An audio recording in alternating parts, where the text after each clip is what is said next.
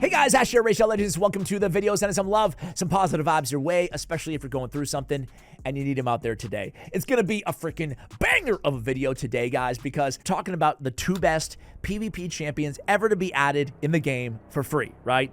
And I really mean it. But first off, how you guys freaking doing? I haven't checked in a while. I'm doing great myself.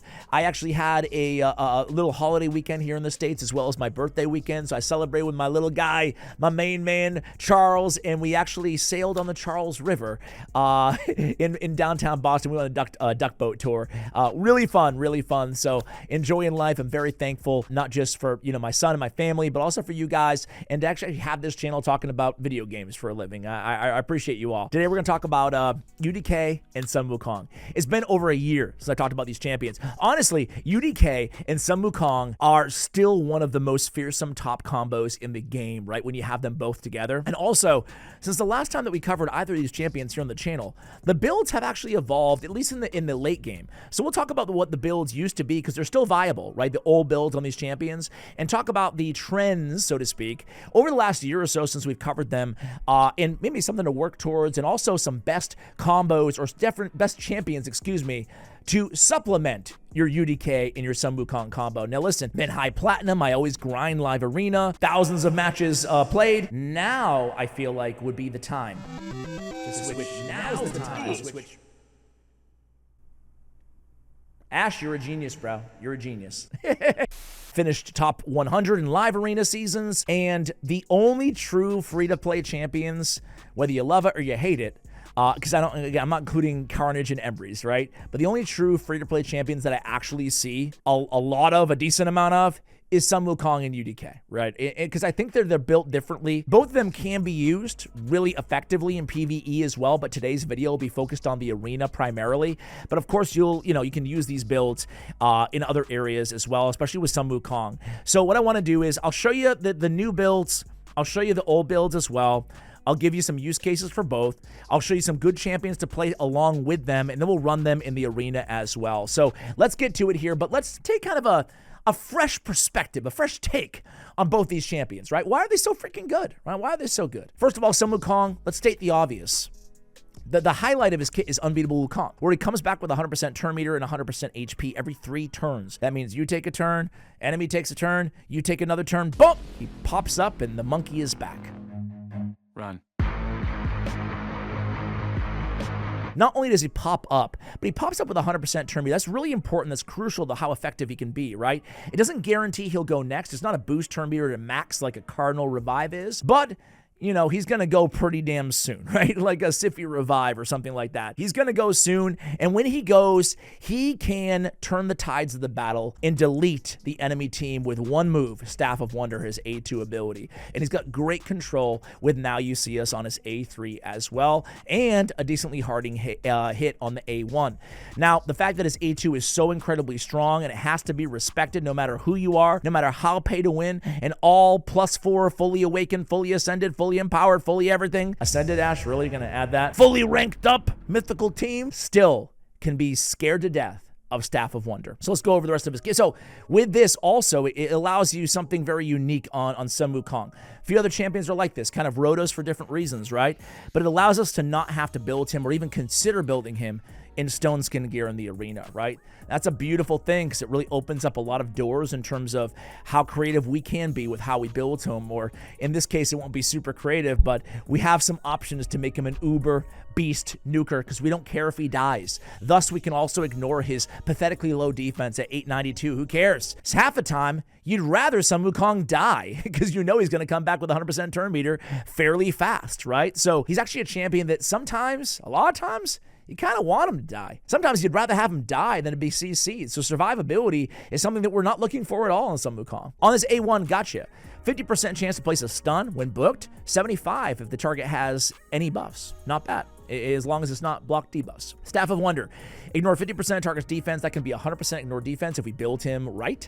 Also, he has that surplus. Now, the surplus can't be critical, but if we aim for an enemy with the lowest HP, or we aim for an enemy with very low HP in the current battle, we can get that surplus to easily delete the rest of the team, right? It's big damage, right?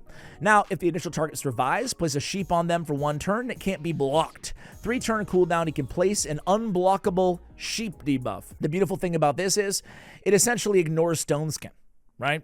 UDK is sitting there for, we'll talk about UDK in a minute, but he's just chilling there with Stone Skin on for 2 turns. Doesn't matter. Can't be blocked. Just going to turn him into a sheep, right? Harima, Starsage, Galathir, especially all these strong Force Affinity champions in the meta, just get rid of them. Just turn him into a sheep for a while, right? Our bias, who cares? All those buffs, real cute, boom, sheep, done, right?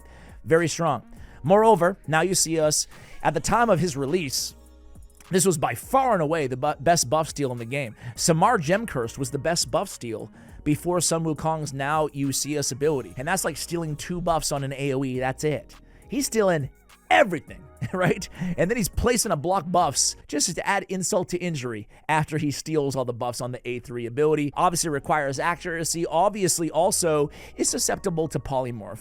Also has speed in arena battles. It's great to get a damage dealer especially who can be your speed lead in the arena as well. There's not that many champions out there that you can do that with.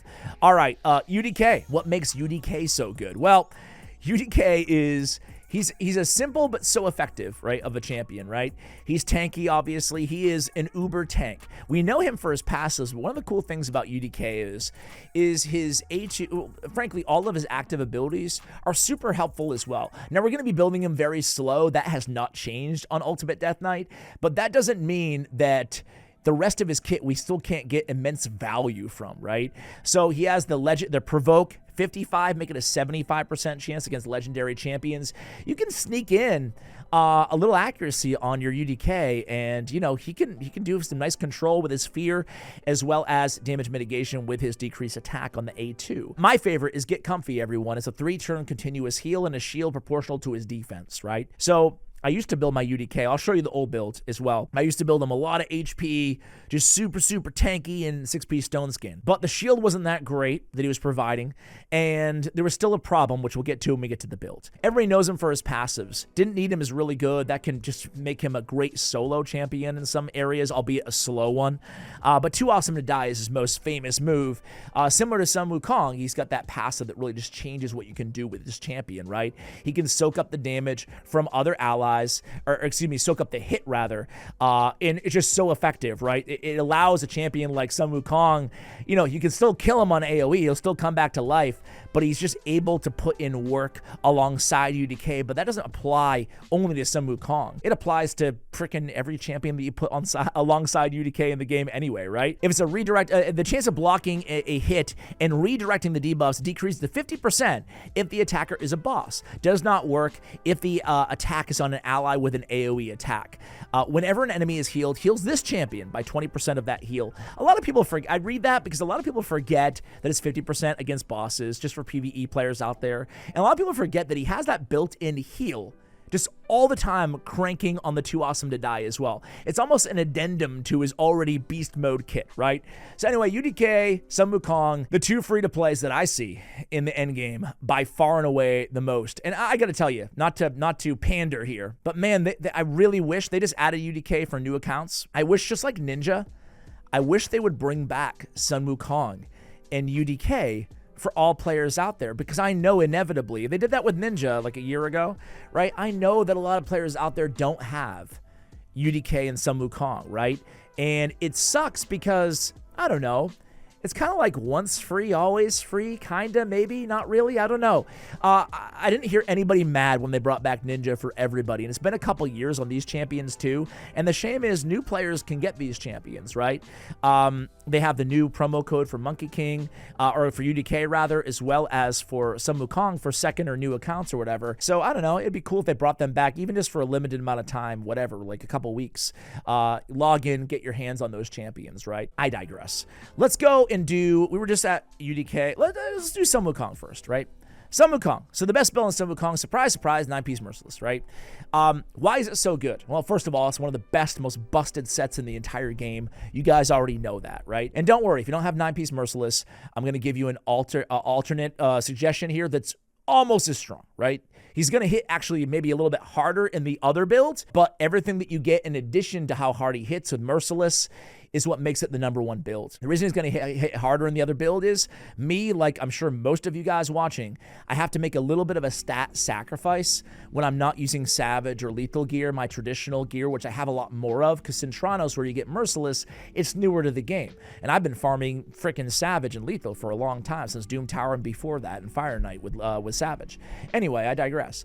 30% chance to decrease a random skill's cooldown by 1 turn when dealing damage. So powerful, because that Staff of Wonder can just change everything. It can turn the tables of a match so quickly.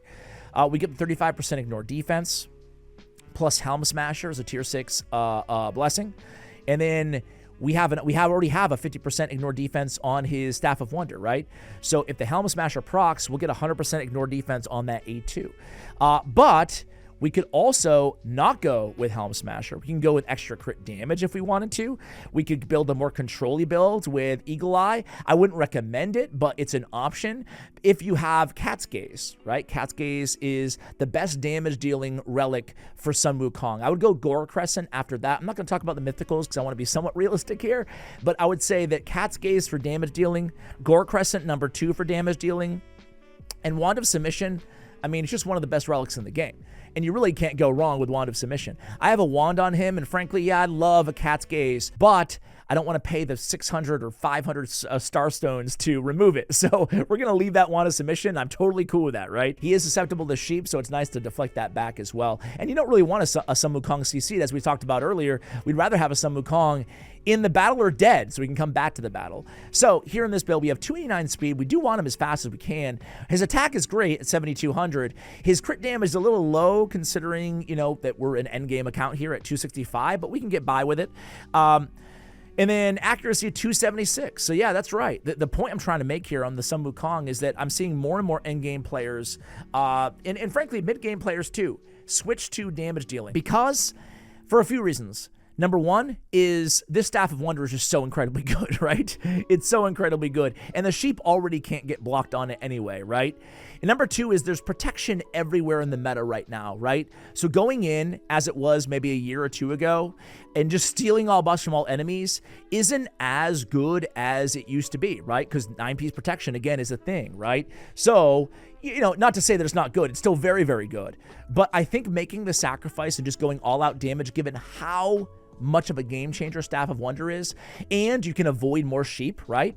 I think it's the way to go, personally, and it's the move that I've made, and it's the move that every Sun Wukong that I go against, or at least the majority of them, are using all-out nuke and punting accuracy, or at least trying to go for some sort of a hybrid middle ground, right?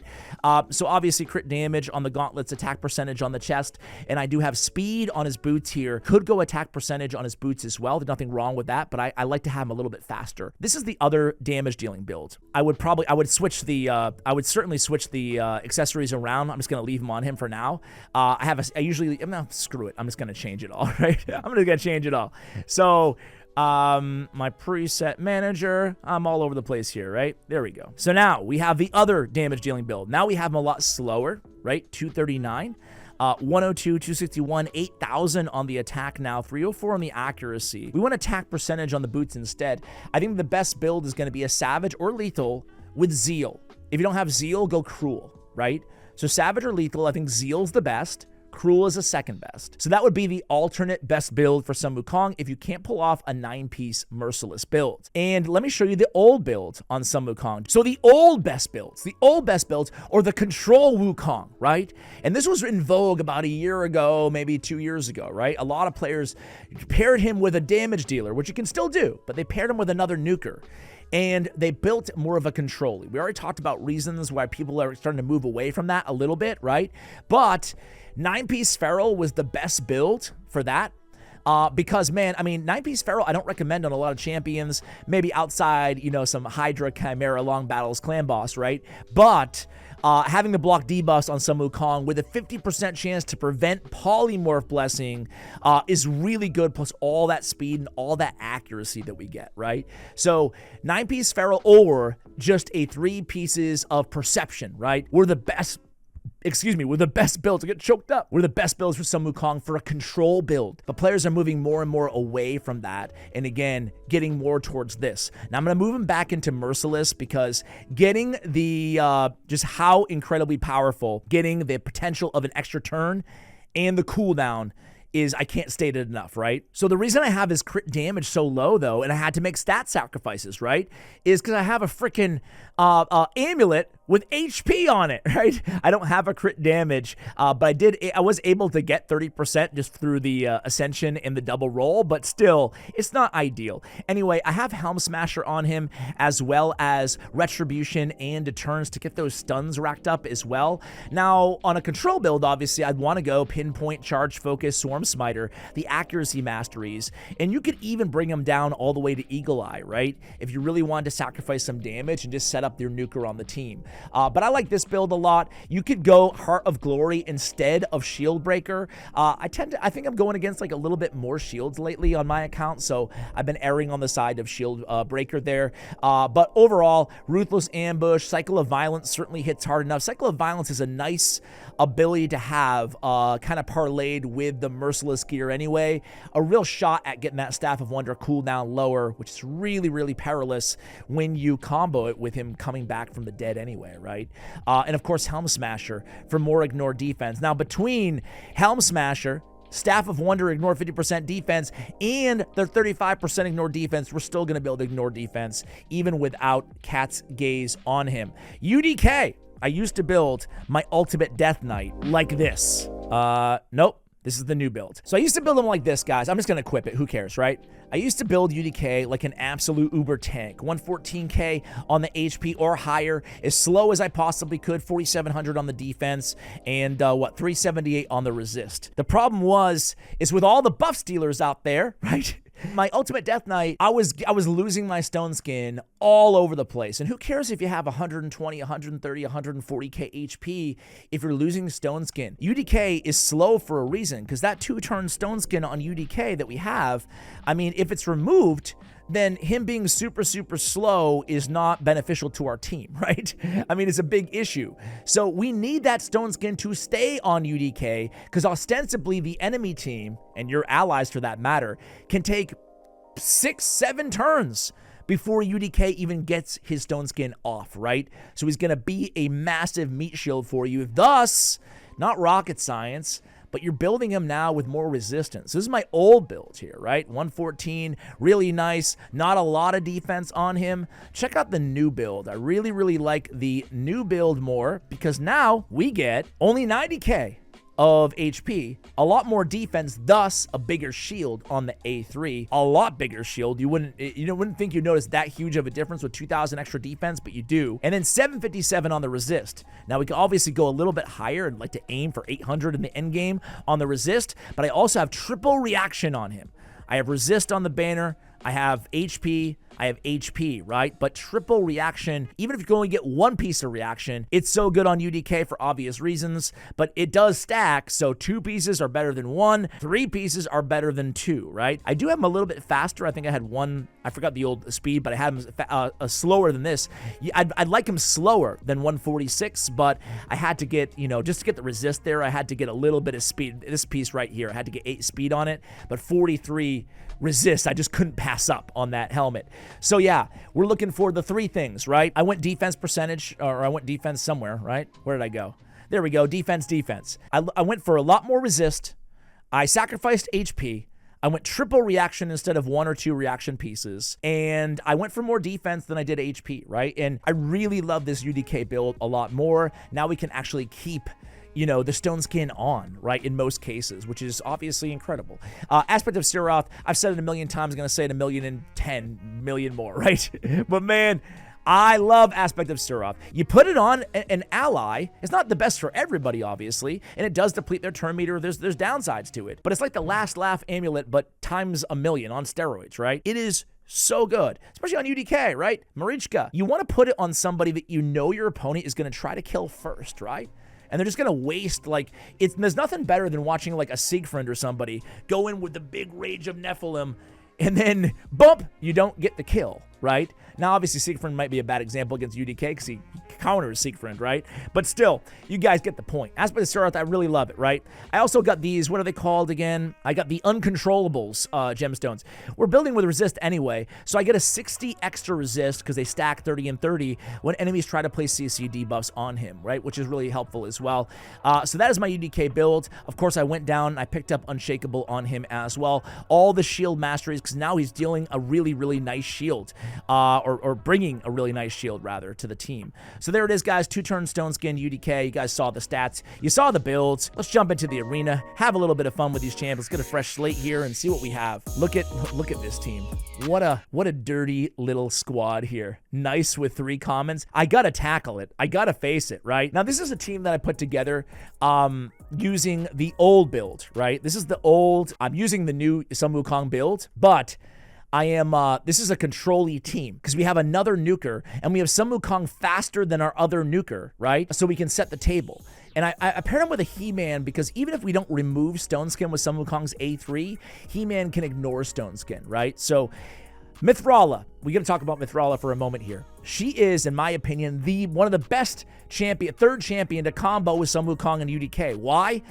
A few reasons. High resist makes her a nice complement to UDK. Her resist is going to be equal to the amount of her resist plus the amount of accuracy that she has, right? So one of the ways that you can deal with a Sun Wukong when he's with a UDK is just CC Sun Wukong.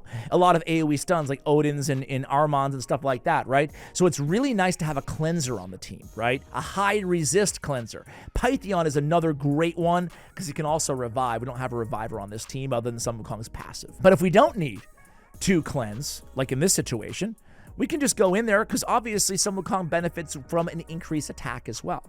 So an Arbiter could also be an option because she has an increased attack. But I love Mithrala, right? You want to build Mithrala fast. You want her to go before the rest of the champions. All right, so, or Sun Wukong at least. Let's see if Nice can take me down. All right, so we're going to cleanse. No, of course we can take Nice down. Of course we can take Nice down. I mean, it's only Nice.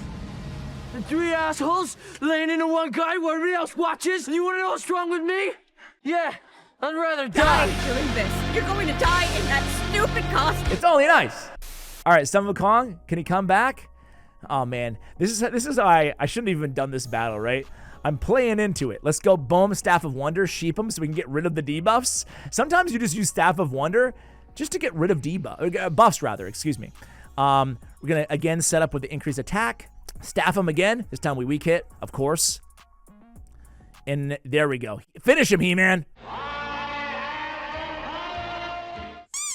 Oh, come on, He-Man. Really, dude? Can we poison him to death? Maybe.